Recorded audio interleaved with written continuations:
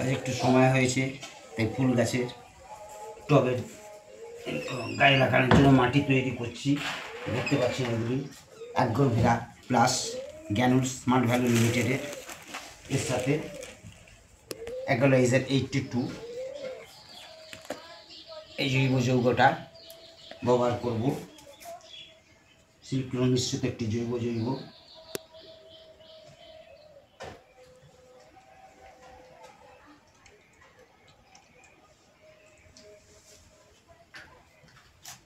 এগুলি দিলে ফুল গাছগুলি খুব শক্তিশালী হয়ে উঠবে। পুষ্টিকর খাদ্যস্বর, অনুখাদ্যস্বর।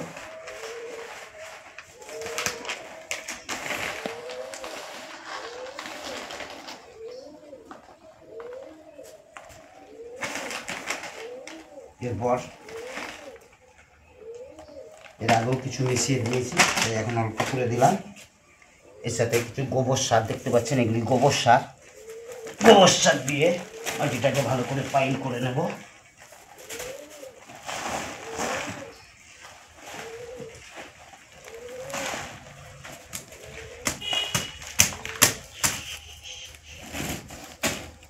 মাটিটাকে ফেটে নিতে হবে, মিক্সড করে নেবো সব, নিয়ে টবে দেবো।